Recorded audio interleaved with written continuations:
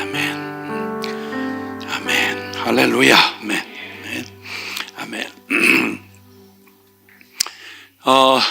주 안에서 우리 또 평안을 전하며 오늘 참 좋은 날입니다. 비상한 때 더욱 복음으로 하나님이 참 은총의 시간을 허락해 주셔서 우리로 하여금 영원히 흔들리는 세상 그리고 변하는 사람들 사이에 믿을 게 아무것도 없는 줄을 더욱 알게 하시는 때, 그때 우리는 영원히 변하지 않는, 사람은 풀과 같고 그 영광은 풀의 꽃과 같아서 풀은 마르고 꽃은 시들어도 영원히 변하지 않는 주의 말씀이 있다. 그게 바로 너희에게 전한 복음의 말씀이다. 그러면 폐에 일어나고 이제 우리에게 결론 딱 잡고 이제는 결코 허망한 이론이나 학설이나 또 우리의 어떤 감정과 우리의 경험과 상식을 따라 살아가는 허무한 불안한 그런 삶을 이제 끝을 내고, 진짜 이제 듣고도 안 됩니다, 마음이 결정이 안 됐습니다 하던 이런 배부른 얘기 이제 끝을 내고, 얼마나 우리가 살아가고 보고 또 의지하고 또 기대했던 것들이 얼마나 한순간에 허무하게 될 수 있는지를 어느 때보다 더 절절하게 경험할 수 있는 바로 이때 이제 우리는 이미 듣고 있었지만, 알고 있었지만, 그러나 더욱 분명한 진리의 확신 가운데 승리하는 삶을 살아가도록, 영원한 삶을 살아가도록 이제 우리가 결론 내렸습니다. 성경을 더 알고 싶다. 하나님, 살아계신 하나님의 말씀을 정말 정확하게 알고 정확하게 믿어서 정말 가장 쉬운 믿음의 길 걷고 싶다. 이런 각오와 결심으로 출발한 우리 복음의 진수 로마서, 우리 같이 함께 그 여행을 하고 있는 중입니다. 지난번 시간까지 우리는 참 핑계할 수 없도록 우리가 드러난 우리의 실상을 이렇게 보았습니다.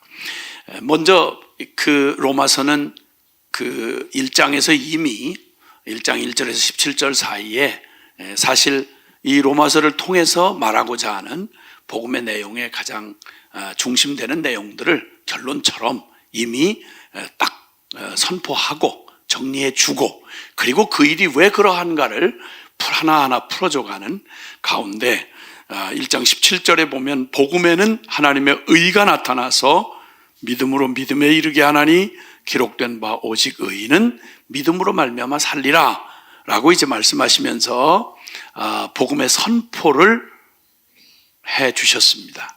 거기에 등장하는 말, 하나님의 의.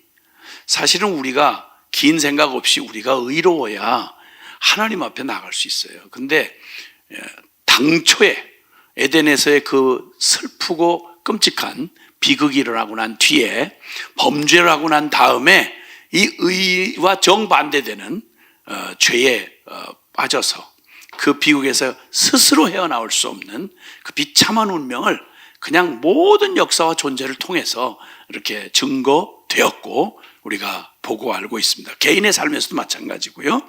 그래서 하나님의 의, 하나님이 입혀주시는 그런 의가 없이는 죄 문제를 해결하지 않고는 하나님 앞에 나갈 수가 없어요. 아무리 좋아도, 거기에 아무리 멋진 잔치를 배설해 놨다고 해도 거기에 들어갈 자격이 안 되면 안 되는 거예요. 그런데 그런 의로움을 스스로 찾을 수가 없는 우리에게 하나님의 의가 준비됐다. 그 다음에 그 의를 누리는, 하나님이 준비해 놓은, 우리에게서는 나올 수 없는 하나님의 의를 누리는 길이 오직 믿음이다. 그래서 로마서 전체, 이 복음의 진수인 로마서 전체의 핵심 구절이라고 할 수 있는 복음의 선포, 핵심을 선포한 게 바로 로마서 1장 17절이었습니다. 함께 같이 아마 주의 깊게 보셨고 또 대부분 암송하시리라고 생각해서 같이 한번 암송합시다. 시작. 복음에는 하나님의 의가 나타나서 믿음으로 믿음에 이르게 하나니 기록된 바 오직 의인은 믿음으로 말미암아 살리라 함과 같으니라. 아멘. 아멘. 자, 이제 왜 믿음으로밖에 안 되고, 그 말은 믿음으로만 된다는 얘기는 이제 너희는 희망 없어. 너희에게서 나올 것은 아무것도 기대할 게 없는 거야. 그렇기 때문에 오직 다른 길, 다른 방법으로 너에게서는 끝장인데 그런 다른 방법으로 준비된 그 무엇을 의지하지 않는 한 너에게는 희망 없어라는 바로 그런 복음이자 한편에는 굉장히 기가 막힌 절망의 선고를 포함하고 있다. 이렇게 알 수 있는 것입니다. 자, 결론은 다른 길은 없다는 겁니다. 다른 길은 없다. 그때 이후로부터 1장 18절에서부터 쭉 3장 오늘 그 18절에 이르는 동안 우리는 죄가 어떤 것이며 그리고 그 죄의 그 속성이 무엇이며 그 죄를 내가 죄인이라고 선고받는 순간 당신 에이즈 양성이요. 당신 에볼라 양성으로 판명됐어요. 이렇게 선고받는 그 어떤 절망적인 선고보다 그냥 마지막 절망적 선고가 바로 죄인이라는 말입니다.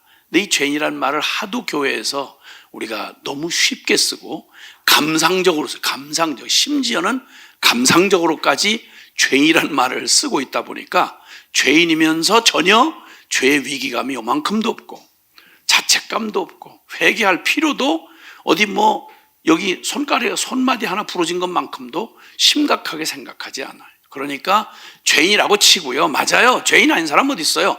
딴 얘기 합시다. 이렇게 가는 거죠. 이건 전혀 복음의 근처도 못 갔다는 얘기를 증거해 주는 것입니다. 살펴보면 우리는 그냥 인류 내내 감추어져 오던 진리, 이 죄에 대한 진리입니다. 이게 드러나면 모든 인류의 그 추악한 밑이 그냥 미천이 다 드러나고 이 모든 음모가 발칵 대낮빛 앞에 드러나기 때문에 인간 아무리 위장을 해도 위장할 수가 없어요. 위장할 수가 없어요. 그냥 그대로 그 민낯이 다 드러나는 것입니다. 그러니까 누구도 그걸 직면하기가 두려워서 그래서 예수님은 이렇게 말씀하시기도 했죠. 세상이 어두움 가운데 있기 때문에 빛이 세상에 왔을 때 빛이 그를 알아보지 못하였고 알아보지 못할 뿐만 아니라 빛을 싫어하여 빛으로 나오질 않는다. 이렇게 말씀을 하셨습니다. 그러니까 이제 이런 이 죄가 어떻게 우리가 죄인이라는 운명이 어떠한 것인지 구원받아야 될 우리의 증상을 이렇게 보고 우리의 그 원인을 진단해 보는 그 진리 앞에 서면서 우리가 그 결론을 부딪혀지게 되는 거죠. 그 로마서 3장 9절 이하에 그러면 어떠하냐? 우리는 나으냐? 결코 아니라 유대인이나 헬라인이나 다 죄 아래 있다고 우리가 이미 선언하였느니라. 기록된 바 의인은 없나니 하나도 없으며 깨닫는 자도 없고 하나님을 찾는 자도 없고 다 치우쳐 함께 무익하게 되고 선을 행하는 자는 없나니 하나도 없도다. 이게 전 인류에 대한 죄에 관한 선고, 진리의 선고입니다. 자, 그래서 다른 길은 없다라고 지금 단언하는 거죠. 우리 이 죄가 어떻게 끔찍하고 아주 반역적이고 무서운 전염성을 가지고 있는지를 우리가 알아보면서 그 죄가 그냥 죄가 될 수 없다는 거죠. 죄는 반드시 인격적인 생명체 안에 들어와서 기생을 함으로 죄가 성립이 됐기 때문에 죄인이란 말을 할 때는 그게 무슨 말인가 하니 죄를 생명 안에 받아들여서 그 죄가 이 생명 전부를 지배하는 이런 구조를 죄인이 됐다고 하기 때문에 그래서 나 있고 죄 있고 이런 게 아니고 죄인이란 말을 하려면 죄 곧 나요 나 곧 죄 즉 존재적 죄인이 되었다는 말입니다. 죄를 이렇게 객관적으로 놓고 죄는 정말 더럽구나, 죄는 악하구나, 저 죄는 지옥에 가야 되겠구나. 그런데 알고 봤더니 그 죄를 살펴 들어가는 동안 거기서 계속 어떤 자의 모습이 어른거리는 거예요. 자꾸만 어디서 많이 본 것 같은 거예요. 어디서 너무 익숙하고 친숙한 모습이에요. 알고 봤더니 나은 거예요. 그래서 악의 커넥션이라고 표현을 했습니다. 죄악을 이루는 그 죄악의 커넥션, 그 죄 플러스 병든 자, 플러스 봤더니 이게 죄의 모습을 살펴보다 보니 그 모습에 나의 오직 자아 추구하던 나. 심지어는 하나님조차도 나 사랑과 나 유익을 위한 이용할 때 필요하면 날 사랑하는 하나님, 오케이. 근데 나 별 도와주시는 거 없는 것 같으네? 내게 별 필요 없으면 no. 하나님을 한 번도 하나님으로 마땅히 섬겨야 될 하나님으로 경외하고 또 그 앞에 정직한 태도로 서는 게 아니라 이 지독하고 무서운 자아 추구는 교회 안에 앉아 있으면서도 주의 일을 한다고 하는 명분을 가지고 있으면서도 나를 위한 하나님, 나를 사랑해 주는 하나님, 물론 사랑해 주는 하나님이죠. 그런데 주체가 완전히 바뀐, 주격이 완전히 바뀐 나를 추구하는 지독한 자아 숭배의 이 무서운 원흉이었던 나 사랑하고 온통 세상의 심리학, 인간들이 추구하는 모든 것의 핵심이 뭐냐면 자아 실현이에요. 자아 실현. 나를 어떻게 이 자아를 강하게 하고 자존심을 강하게 하고 어떻게 내가 원하는 그것을 추구하는가. 모든 인간에게서 나오는 노력과 모든 산물이 다 내가 하나님 되어 내가 주인 돼서 내 인생을 나 외 누구도 터치하지 말라는 거죠. 이런 내가 세련돼 보이기도 하고 멋있어 보이기도 하고 와 세상에 영향력 있어 보이기도 하는데 다 한 통 속으로 나만을 추구하는 그 안중에 하나님 두려움이 없는 거예요. 자기 눈앞에 하나님 두려움이 없다. 로마서 3장 18절의 마지막 결론이에요. 누가? 유대인도 모태신앙도 아무것도 모르는 이방인에게 하는 말이 아니라 그 모든 면에 유대인들은 입에 달아붙은 게 그냥 율법이고 그리고 몸에 밴 게 의식, 제사 의식이고 성전이고 늘 자랑하는 게 아브라함의 정통 자식이고 혈통, 의식, 율법, 선민, 이방인과는 전혀 다른 것 같은 하나님 앞에 진짜 말 그대로 선택받았다고 하는 이 선민 의식을 가지고 있지만 그러나 둘 다 똑같이 하나는 아이야 개념 없어 들어본 적도 없어서 하나님을 아이야 안중에 두지 않고 살아가는 본성적 죄인인 이방인이 있는가 하면 듣긴 듣는데 여전히 내가 전혀 바뀌지 않는 이 병든 자아를 중심으로 살아가는 유대인들 모태신앙도 똑같이 저들 눈앞에 하나님을 두려워함이 없기 때문에 제게 이익이 되면 믿는 척, 제게 이익이 되면 남 공격할 때는 성경 진리를 가지고 들이대지만 그러나 그 진리를 정말 하나님 앞에 선 코람데오로 하나님 앞에 경외하는 자는 눈을 씻고 봐도 없더라 이 말입니다. 그게 로마서 3장 18절 그들의 눈앞에 하나님을 두려움이 없느니라. 그들은 누구? 유대인이나 이방인이나 다 같다는 말이죠.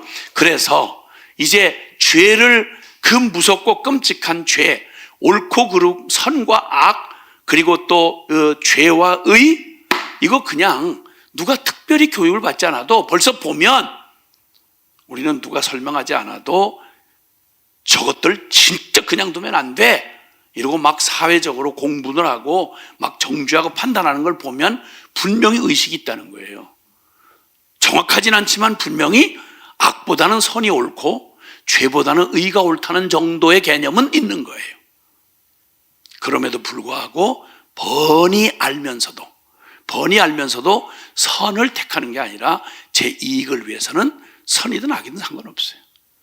그래서 본질상 진노의 자식이었던 바로 인생들의 그런 문제를 진단하면서 이 악을 이루는 커넥션, 죄 플러스 병든 자아, 그리고 그 병든 자아의 죄가 드러나는 병든 자아의 모습을 보다 보니까 성경이 그토록 말해왔던 에덴 동산에서 하나님의 말씀을 대적하면서 야 무시해, 네가 좋은 대로 하는 게 그게 자유야, 이렇게 저주받을 겁없는 하나님을 밀어내고 하나님 말씀을 저버리도록 부추겼던 이 거짓, 이 속이는 자, 거짓의 아비, 그 반역자, 참소하는 자, 그 사탄의 그 속성이 그대로 죄를 통해 그대로 드러나고 그 죄와 하나가 된 나의 그 옛 사람, 나의 병든 자아가 고스란히 그 모습이 드러나는 거죠. 그러고 보면서 아하, 따로 떼서는 생각 안 되는 바로 그런 우리의 존재적 비극적 운명을 보았습니다. 심판과 멸망이 우리의 주어진 운명이라는 걸. 그래서 나로서는 안 된다. 거기에 오죽지 않게 그래도 뭐 열심히 남보다 조금 더 죄 덜 짓고 조금 교회 열심히 나가고 조금 더 애써 보면 안 될까요? No. 최선으로도 율법으로도 결코 불가능하다. 하나님의 의에 도달할 수가 없다. 그래서 3장 23절에 모든 사람이 죄를 범하였음에 하나님의 영광에 이르지 못한다 라고 최후 선고를 하면서 다른 길은 없다 라고 결론이 났습니다. 이제 인간 편에서 내 편에서 도저히 이제 나로서는 안 된다는 절망 앞에 털썩 주저앉고 무슨 길로도 백방을 찾아봐도 더 이상 하나님을 떠나 이 죄 가운데 빠진 운명을 가진 인간에게서는 나올 게 아무것도 없는 거예요. 그럴 때 우리는 드디어 성경이 보여주는 복음의 분수령, 사람으로서는 안 된다. 그러나 하나님은 하실 수 있다. 바로 이 분수령이 우뚝 솟아오르는 것입니다. 그게 3장 20절 그리고 21절이었습니다. 한번 같이 다시 한번 보게 됩니다. 보죠. 로마서 3장 20절 시작. 그러므로 율법의 행위로 그의 앞에 의롭다 하심을 얻을 육체가 없나니 율법으로는 죄를 깨달음이니라. 이제는 율법 외에 하나님의 한 의가 나타났으니 율법과 선지자들에게 증거를 받은 것이라. 예, 아멘. 이렇게 20절은 이제 모든 게 끝난, 이젠 다 틀렸다, 끝났다 라고 완전히 이제 그 절망을 선고하고 최후 확정 판결문을 읽은 다음 고개를 푹 떨구고 이제 집행을 기다리고 있는 죄인에게 이제는 하고 이제 하나님의 한 의, 아까 1장 17절 결론 같은 말씀 복음의 요절에서 나타났던 말씀 있죠? 복음에는 하나님의 의가 나타났다고요. 복음에는 하나님의 한 의가 나타났다고요. 그런데 여기 지금 21절에 자, 이제 다 끝났고 이젠 다른 길은 없다 라고 결론 난 그때, 그러나 땅에서는 끝났고 인간에게서는 끝났지만 그러나 이제는 하고 고개를 들도록 하게 하시고는 하나님이 스스로 일어나셔서 그리고 내가 이젠 하리라 라고 말씀하시는, 선포하시는 하나님의 한 의를 제시해 주시는, 그게 이제 드디어 시작됩니다. 자, 여기서 하나님의 의는, 하나님의 의가 나타났다. 그 말은 이 하나님의 의는 하나님의 구원의 지혜와 능력, 이것을 나타내 주는 겁니다. 하나님의 한 의라고 하는 건 하나님 구원의 한 능력과 지혜인 것이죠. 자, 그래서 이제 주님이 우리에게 보여주시는 하나님의 능력을 지금 우리에게 보여준 복음의 분수령을 통해서 잠시 이제 보자면, 저기 율법으로는 안 된다. 하나님은 의로우시기 때문에 그분에게는 의롭지 않은 게 있을 수가 없어요. 그분이 주셨던 율법도 그 유대인들이 계속 지금도 우리가 율법을 지킵니다, 율법을 하면 안 됩니까 하고 묻는 그 율법, 그거 공의예요. 하나님의 공의. 그건 변하거나 잘못되거나 그런 게 아니에요. 그 율법으로 주셨는데 그 율법으로는 안 된다. 율법은 뭐냐면 그냥 말하자면 행위의 약속인데, 행위의 언약인데, 해라 말아라, 정의로우신 주님께서 기준을 딱 세워주시고 하면 이 말 순종할 수 있으면 생명이고 이 말 거절하고 불순종하면 멸망이다, 심판이다, 이렇게 주신 말씀이에요. 그리고 이 공의는 만약에 그 말을 지키지 못하면 그냥 멸망이에요, 심판이에요. 순종하면 살고요. 그게 율법이에요. 그러니까 반드시 그렇게 지켜 살아야 돼요. 저기에 필요한 건 긴 말 필요 없이 하라면 하고 말라면 말고 가라면 가고 서라면 서야 되는 거예요. 얄짤없어요. 그럼 99가지 지켰는데 한 가지를 실패했습니다. 그러면 그래도 99가지 잘했는데요, 그런 건 공예는 없어요. 99번 잘하다가 한 번 딱 어겼다. 그러면 그 한 번 어긴 것 가지고 심판받아야 돼요. 커트라인이라는 말이 있잖아요. 커트라인 말. 커트라인이라는 말 있잖아요. 10계명은 커트라인이에요. 커트라인. 그건 목적이 아니고 커트라인이에요. 그건 요 점수에서 단 1점이라도 빠지면 그건 얄짤없이 그 밑에 이하에 10점부터 뭐 몇 점까지 이렇게 98점 소용없어요. 그거 다 커트라인에 걸리는 거예요. 이거는. 그 율법의 최고한 지점은 어디냐? 마음과 뜻과 정성과 목숨을 다해서 하나님을 사랑하고 그 이웃을 내 몸과 같이 사랑하는 주님의 원래 원형의 생명, 그걸 얘기하는 거예요. 이걸 이룰 수가 없어, 우리에게서는. 왜? 존재적으로 죄인이니까. 우리에게 익숙한 건 의가 아니라 죄고 선이 아니라 악이에요. 그러니까 이 존재를 가지고 아무리 바들바들 떨면서 본성과 싸우면서 율법을 지키려고 애를 쓰다가 9가지를 지켰는데 10계명 중에 한 가지를 앞불싸 깜빡 놓쳤네요. 이렇게 되면 됐다. 그럼 정확하게 너는 네가 죄인됨을 증명하기에 충분하다. 단 한 가지만 잘못해도. 이게 바로 율법이 정하는, 율법이라는 게 그런 거예요. 그래서 율법을 지킨 건 의가 아니고 당연한 거예요. 당연한 거예요. 그 율법을 통해서 교통법규가 있으면 이 사람이 본래 반듯한 정신을 가지고 교통안전을 준수하는 사람이다 하는 걸 아는 기준이 뭐냐면 교통법규를 지키는 거예요. 잘 지키고 1년 내내 잘 지키고 다니다 한 번 딱 중앙선을 그냥 넘어가가지고 신호 위반했다. 그럼 얄짤없어요. 지금까지 잘 지켰기 때문에 그 선이 이렇게 쌓아가지고. 근데 이 생각을 유대인들이 하고 앉아있는 거예요. 유대인들이 계속 끈질기게 붙들고 벗어나지 못하는, 지금 복음을 얘기하면서 이 얘기를 계속 반복해야 되는 그 짧은 로마서 안에서 이 얘기를 계속 설명을 해줘야 되는 게 이 꼬여있는 모태신앙들하고 유대인 때문에 복음을 이렇게 설명하는데 복잡한 거예요. 그 어줍잖은 그 자기 의가 돼버린, 나 그래도 지금까지 다른 사람하고 다르게 지켰는데요. 그 율법이 잘못됐단 말이에요. 유대인 다 헛거란 말입니까? 하나님이 다 그 약속했는데. 아브라함 자식을 다 복을 주겠다고 그러셨는데, 그럼 뭡니까?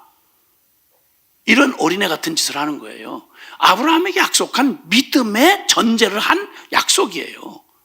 그런데 아브라함의 후손이니까 난 당연히 아브라함이 받는 복 당연히 받는다고 그랬는데 뭐 하나님 거짓말하는 겁니까? 율법을 주어서 율법 지켜라 라고 말할 때 주님이 신명기에 말씀한 내용만 해도, 모세오경에 나타난 말씀만 해도 그런 말귀를 못 알아들을 리가 없어요. 그런데 계속 율법을 붙들고 나 증 있는데, 유대인 증 있는데, 나는 할례 받았는데, 나는 이 껍데기를 가지고 계속 얘기를 하는 거예요. 그 껍데기 표식이 진짜가 되려면 그럼 껍데기 그 표식처럼 명찰답게 살아야 될 거 아니에요. 근데 그렇게 살진 않으면서 난 자격증 땄다 이거야. 난 대한민국 국민이다 이거야. 근데 계속 간첩질을 하고 주민등록 갖고 계속 간첩질을 해. 그러면서 나는 대한민국 국민인데 뭐 어쩌냐 이거야. 이게 무슨 말이야. 대한민국 국민이면 대한민국 국민으로서 당연히 지켜야 하는 헌법이 있다고, 그 법을 지킨다는 전제 안에서 대한민국 국민이지. 안 그러면 집어쳐넣어야죠. 그거는 국적을 박탈해버리든지. 이 기가 막히고 어처구니 없는 얘기를 계속 유대인하고 모태신앙이 계속 헷갈려서 못 듣는 거예요. 결론이. 로마서 1장 17절 양심적으로 부딪혀 본 사람 같으면 그냥 결론 나야 될 거 아니야. 복음에는 네가 열심히 해서 점수 잘 따가지고 하나님 앞에 한결없이 살아가지고 이러면, 듣다가 안모태 같은 경우는 처음 들으면서 말씀이라고 있습니까? 그럼 죽으란 얘기지 뭐 그렇게 살라고 하는 얘기입니까? 이러고 그냥 금방 알아들어요. 근데 엉뚱한 데다가 이게 뒤엉킨 유대인들이 그렇게 못 알아듣는 거예요. 그러니까 유대인이나 이방인이나 그러면서 계속 반복하는 말을 하는 것입니다. 어쨌든 그래서 그 율법은 왜 율법을 가지고는 안 된다고 하느냐?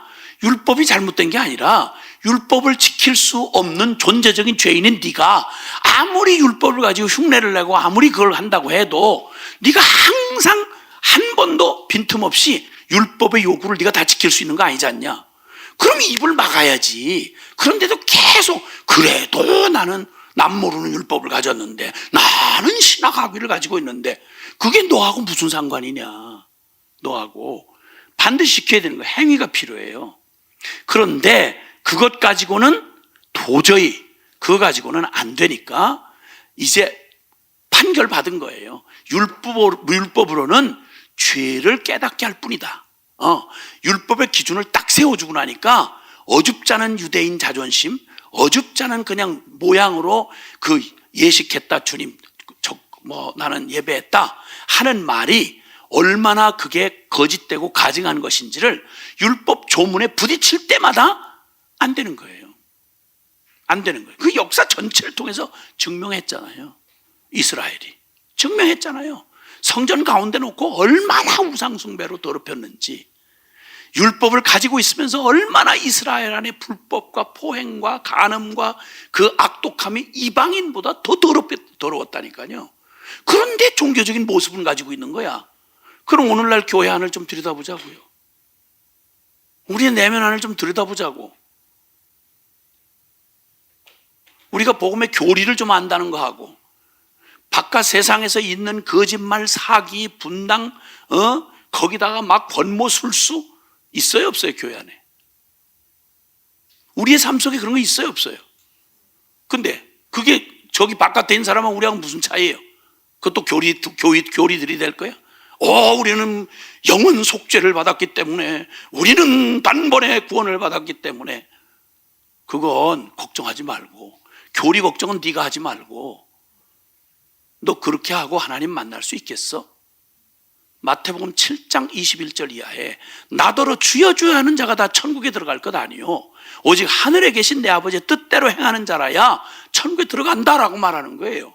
나무마다 그 열매를 보아 알 수 있다고 말씀하시고, 같은 마태복음 7장에 같은 7장이 얘기하는 거예요. 말장난하지 말라는 거예요.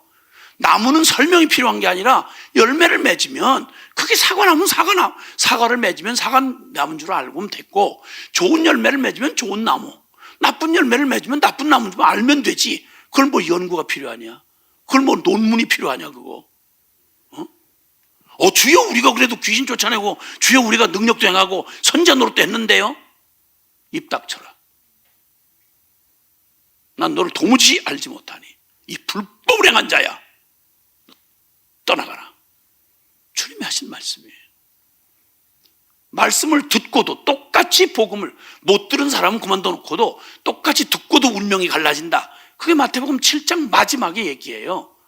잘 아시는 대로 모래 위에 집을 지은 사람하고 반석 위에 집을 지은 사람, 이 사람을 뭐라고 비유를 했냐면, 말씀을 듣고도, 내 말을 듣고, 예수님 말을 직접 다 들었어요. 그 당시에 예수님 말을 직접 듣고도, 복음 다 알고도, 신학 다 똑같이 하고도, 교회에서 다 직분 맞고도, 그런데 듣는 바 그 말씀이 그냥 듣고 행치 않는 자는 꼭 모래 위에 집을 지은 자 같아서, 들을 때 막 감동받아서 은혜 받았어요. 막 멋있는 예배 드리고 집회하고 막 사진 찍고 뭐 증명사진 패주고 다 했는데, 전혀 언제 거기 집 지었는지 알 수가 없도록, 뭐 바람만 시 불고 뭐 이렇게 버리면 언제 거기 있었던 흔적도 없이 그냥 와르 무너서 이렇게 된다 이거예요. 듣고도 행치 않는 자가 모래 위에 짓는 집을 짓는 자와 같아서 어리석기 짝이 없는 자다.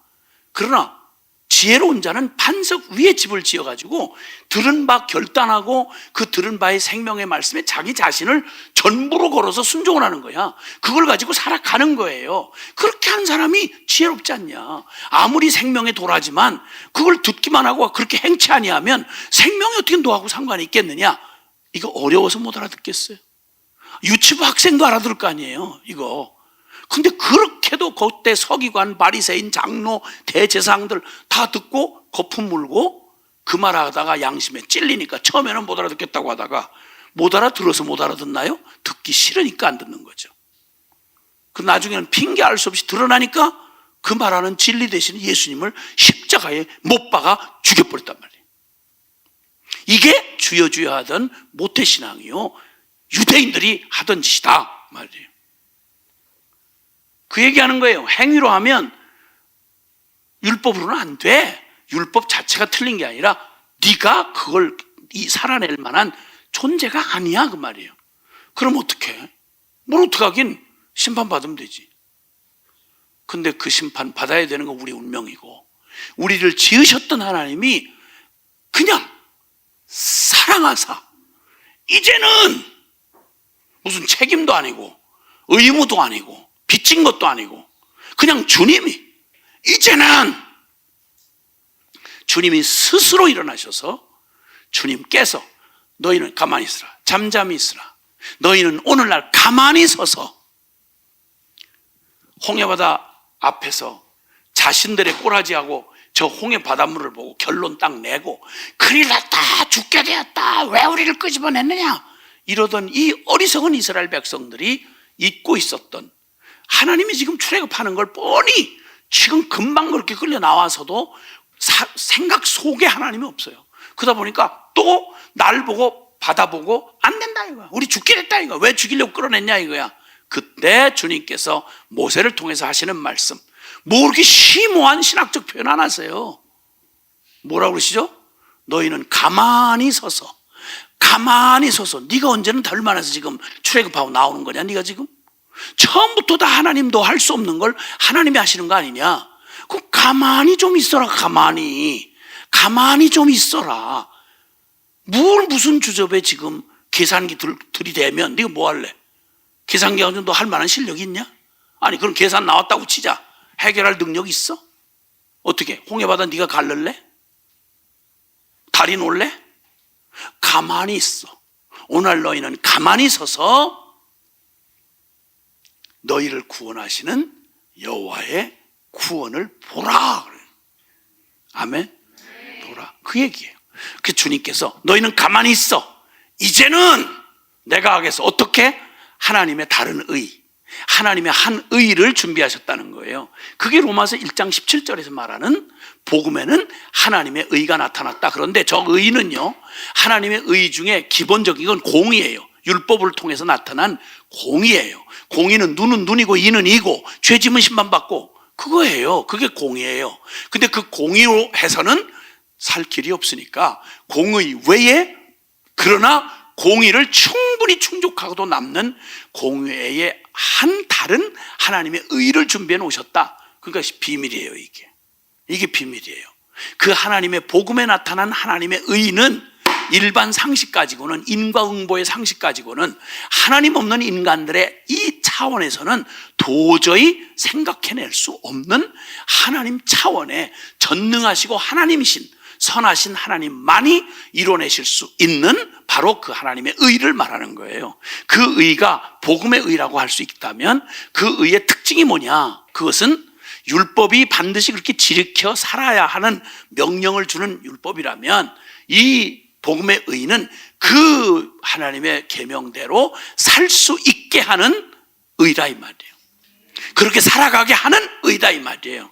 차원이 다르죠. 그래서 율법은 행위를 요구하지만 그러나 저 복음의 의는, 신비한 저 복음의 의는 믿음을 요구하는 거예요. 그래서 차이가 하늘 땅 차이예요. 다 다른 거예요.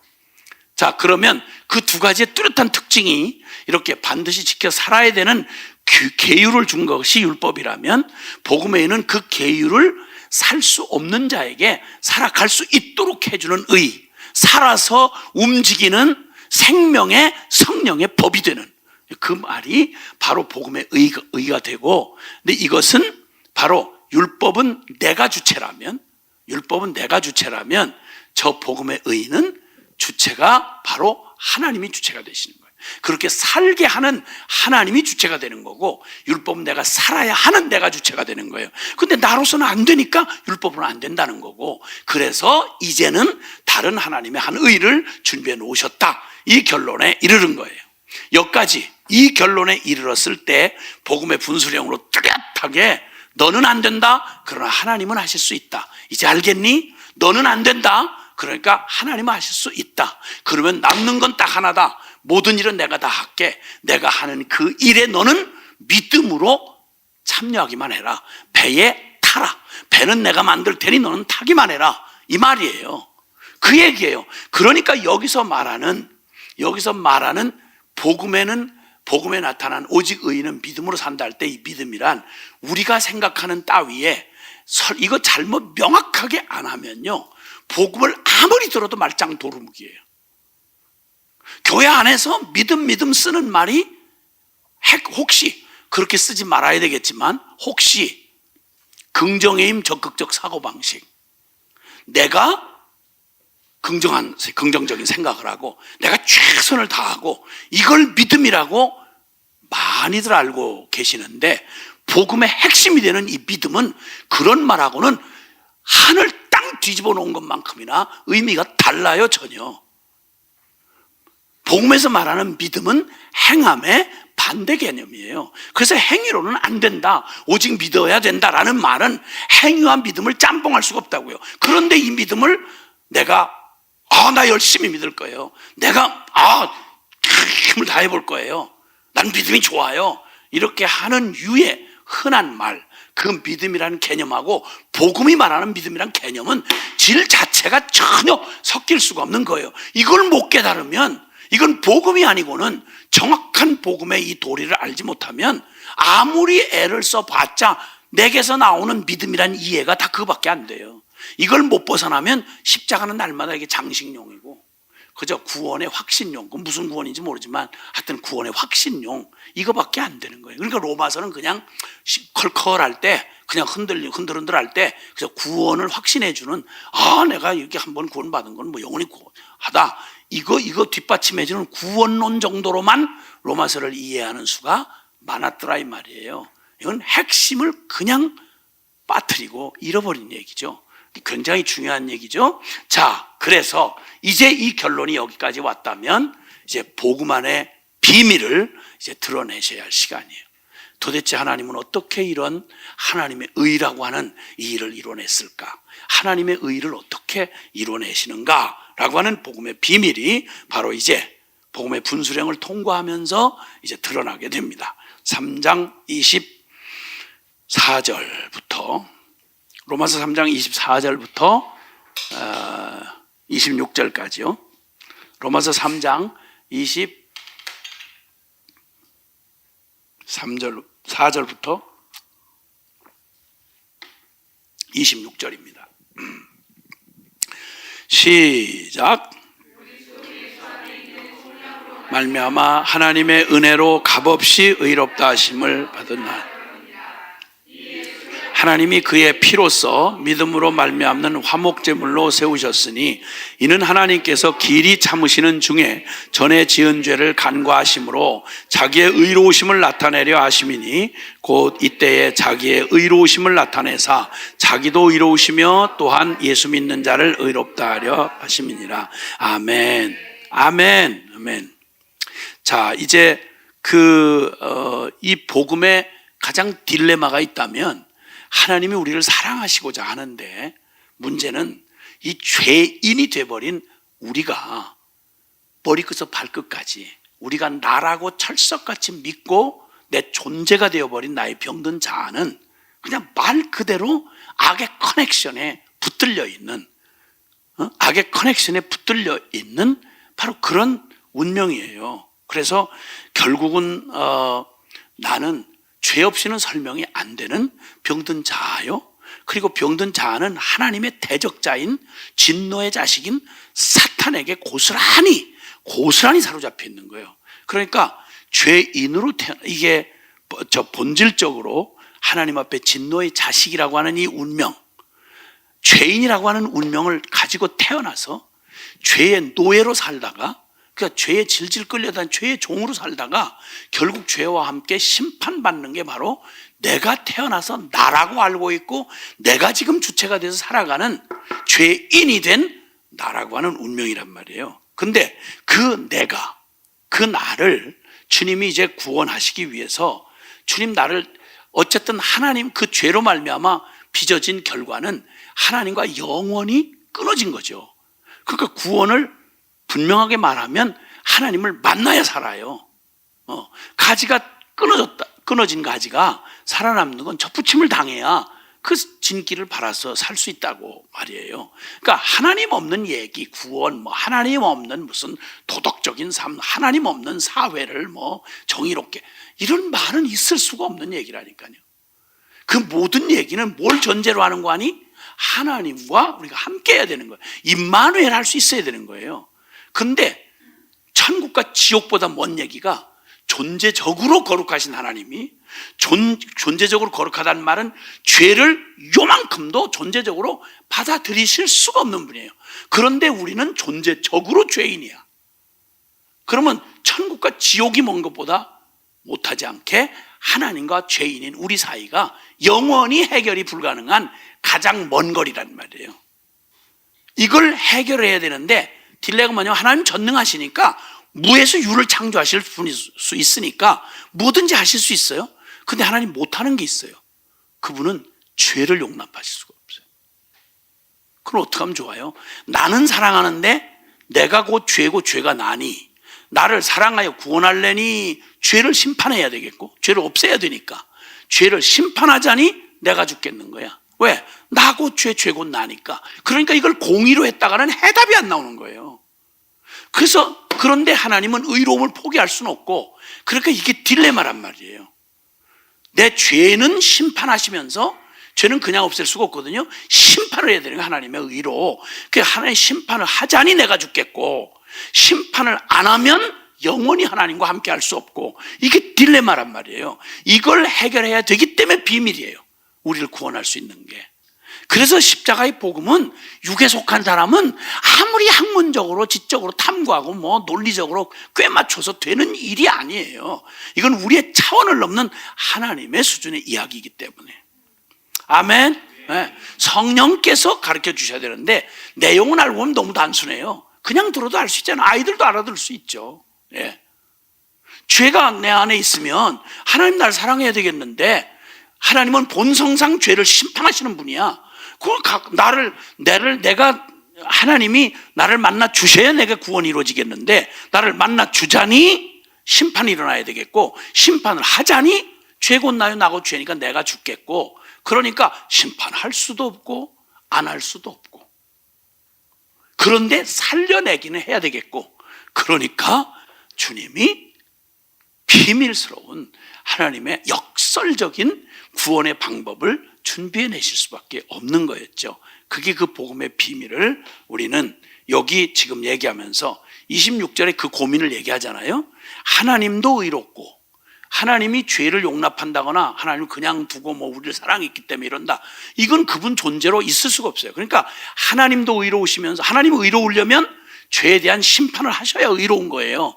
그러니까 하나님도 의로우시고, 또 믿는 자도, 예수 믿는 자도 의롭다 하려 하심이라. 이게 이제 구원의 조건이에요.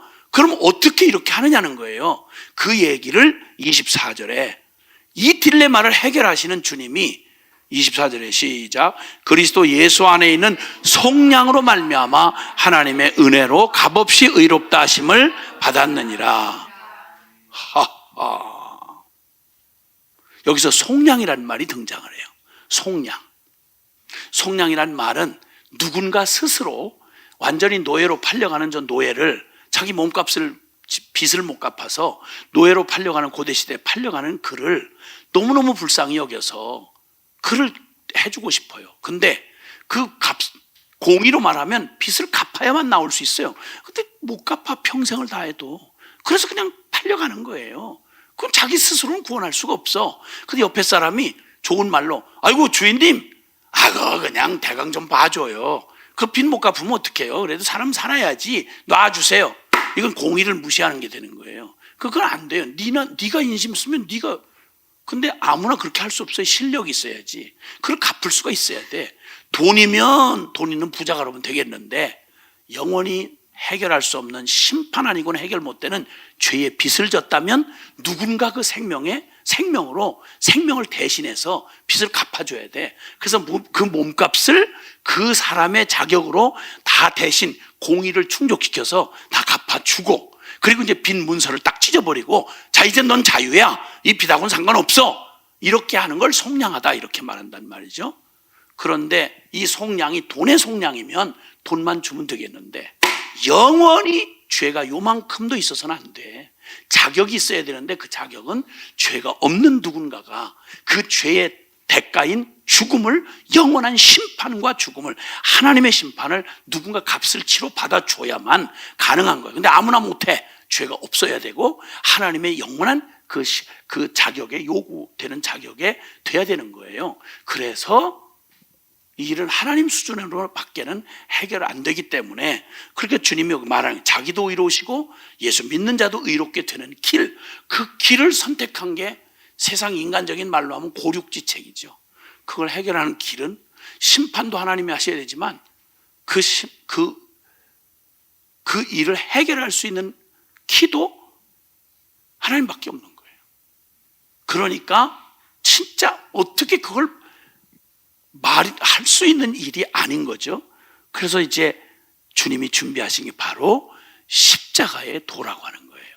자, 한번 고린도전서 1장으로 가보시겠습니다.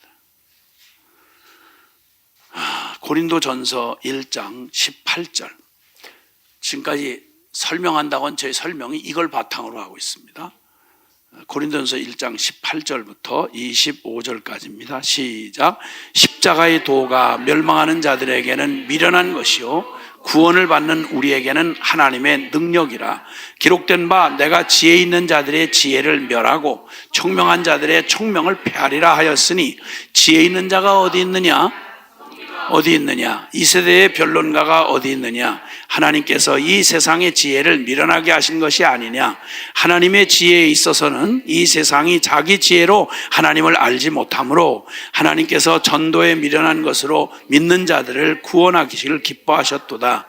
유대인은 표적을 구하고 헬라인은 지혜를 찾으나 우리는 십자가에 못 박힌 그리스도를 전하니, 유대인에게는 거리끼는 것이요 이방인에게는 미련한 것이로되 오직 부르심을 받은 자들에게는 유대인이나 헬라인이나 그리스도는 하나님의 능력이요 하나님의 지혜니라. 하나님의 어리석음이 사람보다 지혜롭고 하나님의 약하심이 사람보다 강하니라.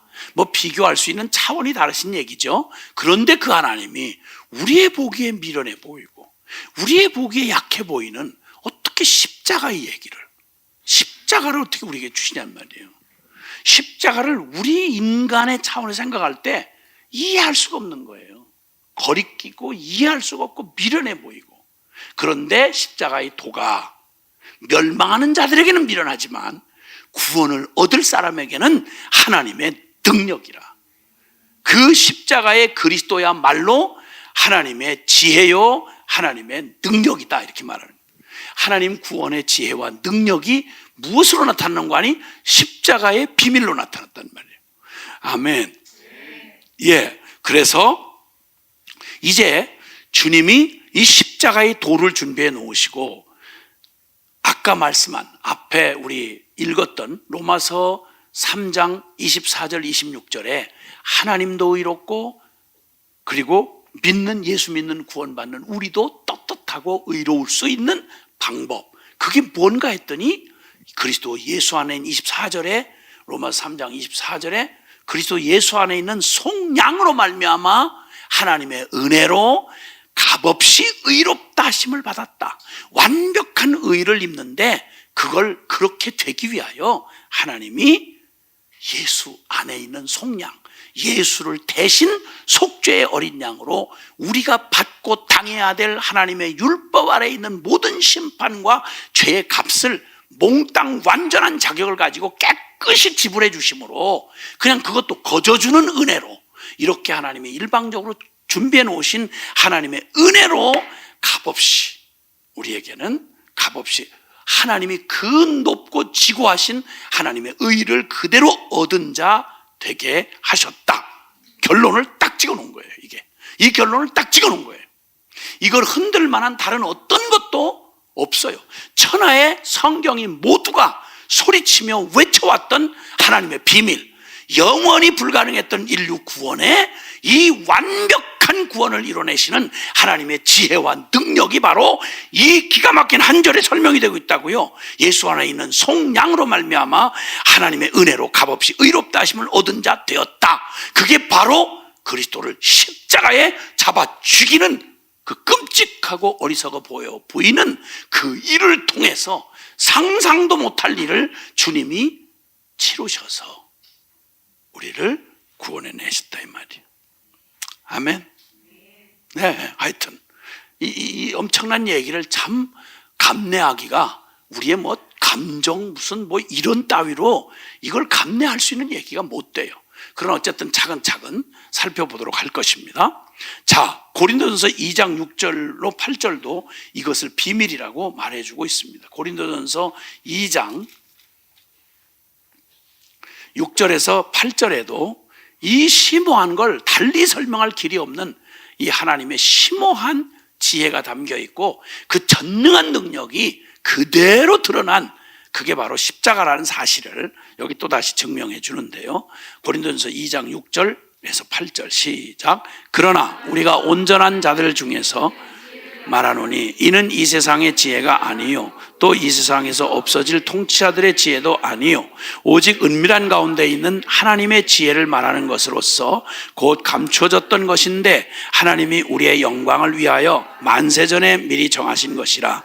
이 지혜는 이 세대의 통치자들이 한 사람도 알지 못하였나니 만일 알았더라면 영광의 주를 십자가에 못 박지 아니하였으리라. 아멘. 아멘.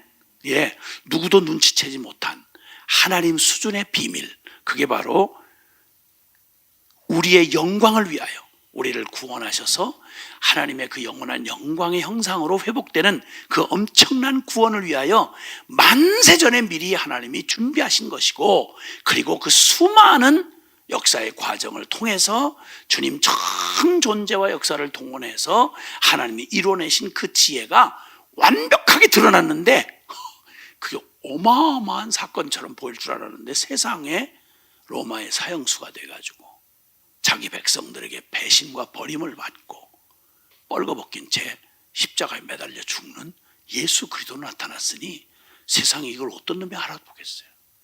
누가 이걸 알아듣겠냐고. 만약 눈치챘더라면 영광의 주를 십자가에 못 박지 아니하였으리라 얘기하는 거예요. 이걸 못 알아듣는 비밀이라는 거예요. 그래서 비밀이라는 거예요.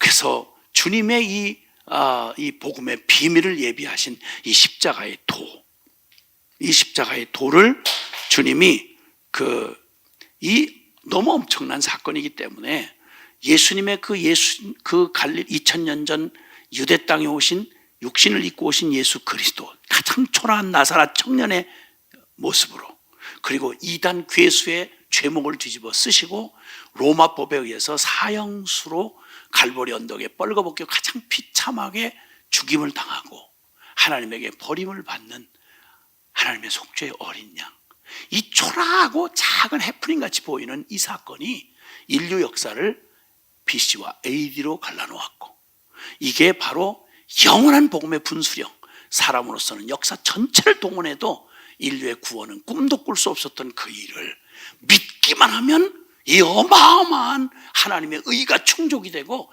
떳떳하고 당당하게 천국의 주인공이 되는 이 천지개벽도 표현할 수 없는 이 어마어마한 구원을 이루신 그 핵심 중심에 서 있는 게 바로 우리가 그토록 소홀히 여겼던, 우리가 그토록 부담스럽게 여겼던 바로 하나님에게 있어서 가장 최대의 사건, 우리 주님이 그 아들을 우리를 위해 내어주시고 십자가에 죽으시고 부활하사 구원을 이루신 바로 그 일인 것입니다, 여러분.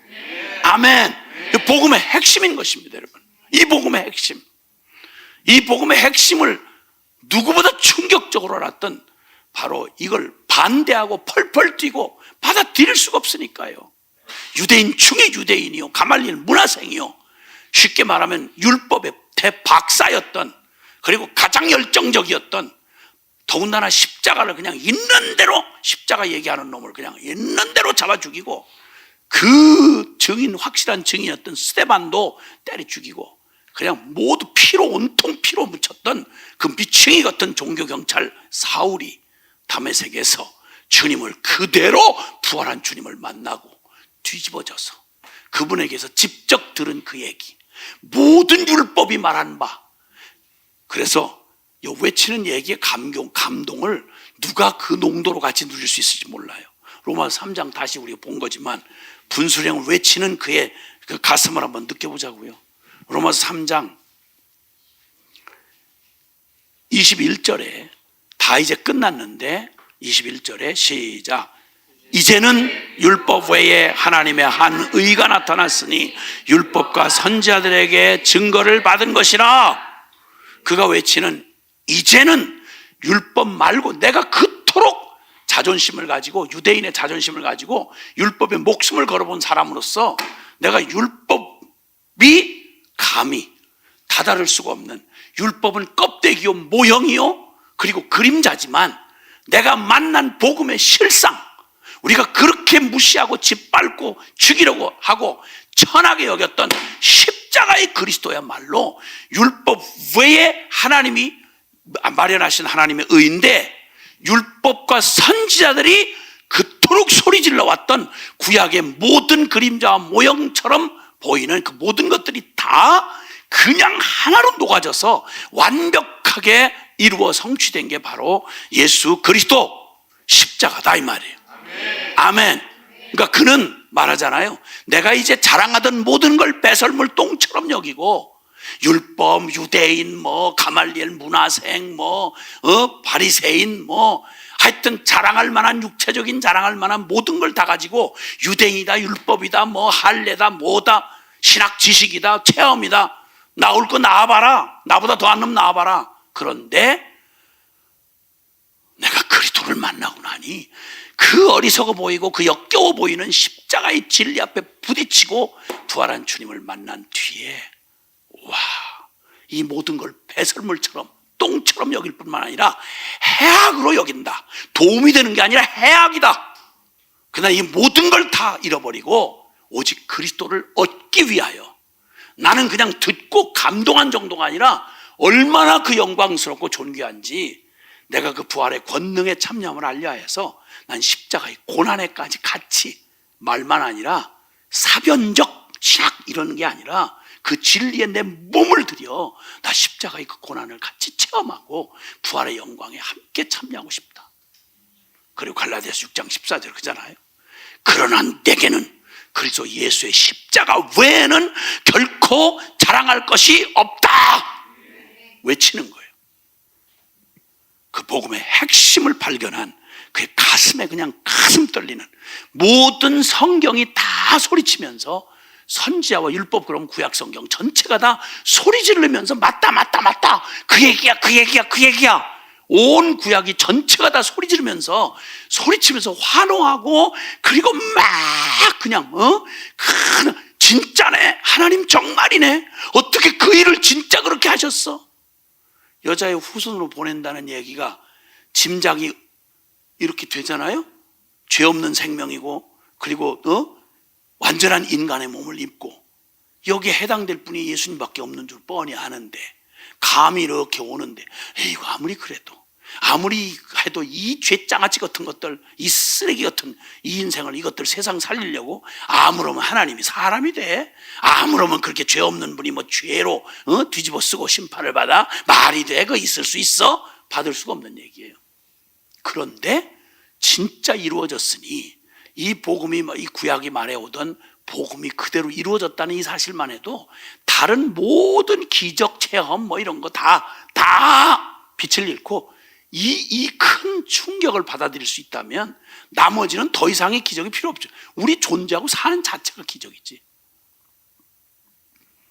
어쨌든 그렇게 해서 주님은 이제 구약의 모든 성경의 증거들이 어떻게 이 예수 그리스도의 이 십자가의 비밀을 다 소리질러 왔고 그리고 증거해 왔는지를 이제 살펴봐야 할 시간입니다. 그래야만 아하, 성경이 다 한 얘기를 하고 있었구나.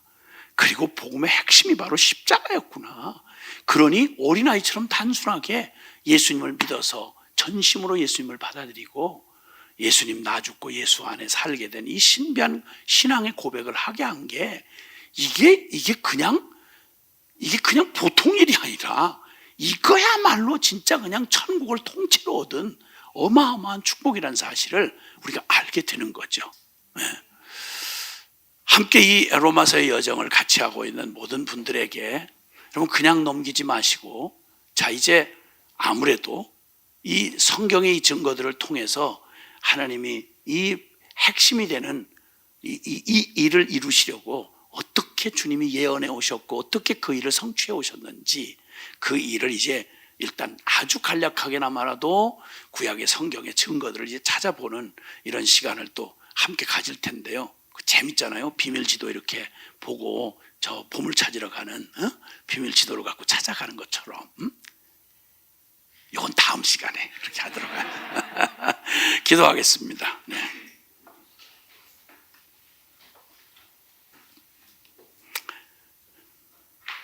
우리가 말로 하기도 이렇게 벅찬데요, 이걸 거룩한 하나님이 당신의 본성적으로 용납할 수 없는, 역겹고 토해내야 하는, 아니 영원히 지옥 심판을 해야 하는 하나님이 이 일을 끝끝내 이루어 가시는, 그냥 이 얘기를 그냥 말로 다 이루어진 얘기를 제목도 안 되는 수준으로 가는 것도 이렇게 벅차면 영원 가운데 이 일을 이루어 오신, 근데 그 이유가 나 같은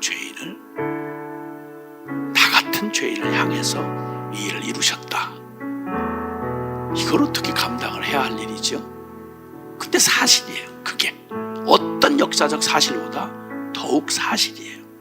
오 하나님, 기왕에 이토록 놀라운 복을 주셨다면 이걸 글쎄 뭔지도 모르는데 끌러보지도 못하고 대강 안고 다니고 지고 다니고 이고 다니고 믿어드리느라 그 어처구니없는 짓을 하는, 이 복음을 끌어안고 영혼이 바싹 말라 비틀어진 채로 이리 치이고 저리 끌려다니면서 그냥 모양은 있는데 버리지는 못하겠는데 죽지 못해서 지옥 갈까봐 간신히 그저 그렇게 하는 신앙생활이라는 게 말이 되겠냐는 거예요. 아니에요. 그런 종교생활 없어요. 복음 안에는 그런 하나님의 계획 안에는 없어요. 오 하나님, 우리에게 이 복음의 진수를 알아듣게 하시고 복음의 비밀인 십자가로 나를 인도해 주셔서 그 영광 보게 해주시고, 내 주님 나를 이끌어 주옵소서. 함께 같이 기도하겠습니다. 사랑하신 아버지 하나님 감사합니다. 주님 놀라우신 은혜로, 주님 말로 다 할 수 없는, 주님 상상할 수 없는 일, 나를 지으셨다는 것만 해도 신비하기 짝이 없는 일인데 다 망가진 나를 주님 영원히 사랑하셔서 주님 나를 구원하시는 주님의 십자가의 이 놀라운 이야기, 주님 이 복음을 주여 또 들려주시고 또 알게 하시고 더 깊이 말로만 아니라 지식이 아니라 주시옵소서.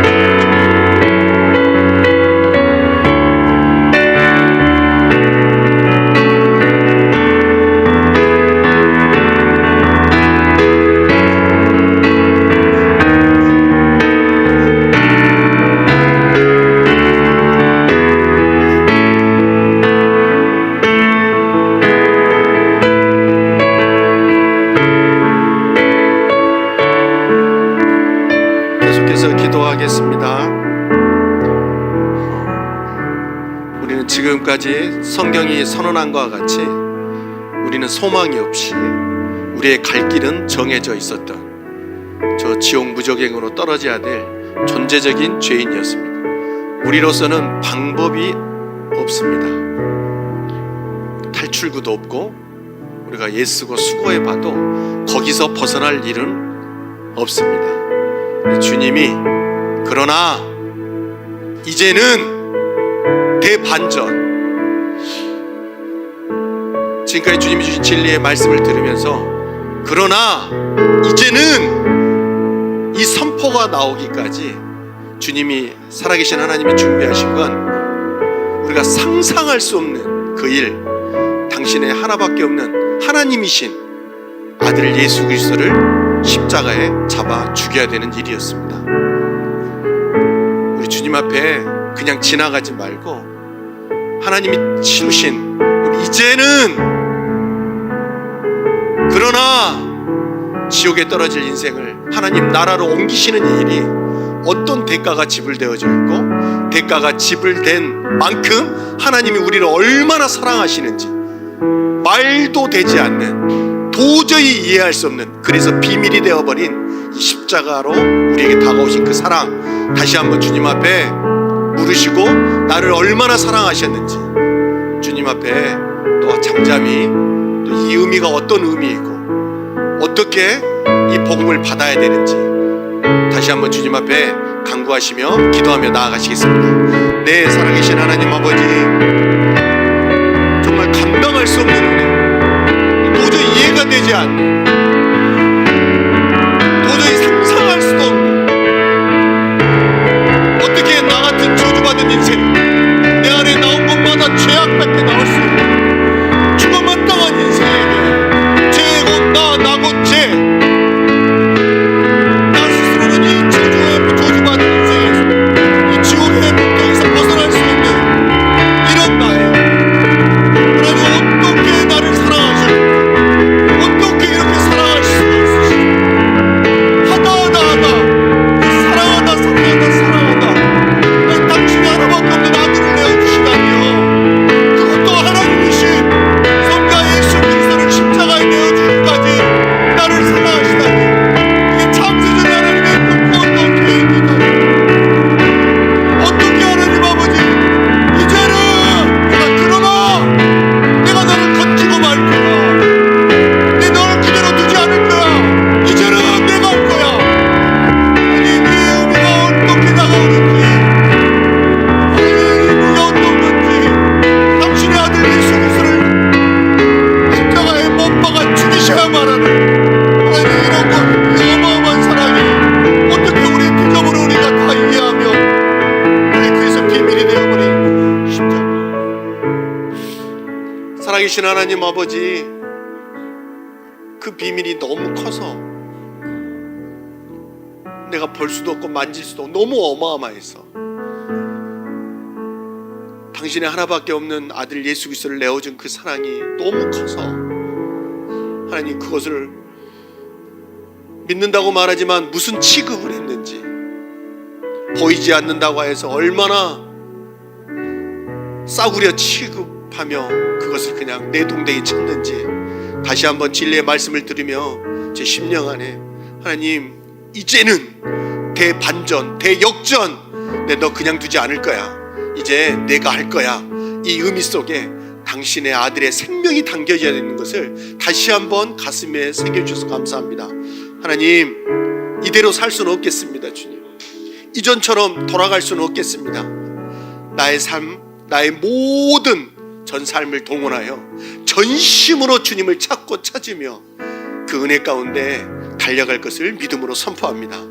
하나님, 저주받은 인생의 가운데 지옥으로 떨어질 인생 건져주셔서 감사합니다.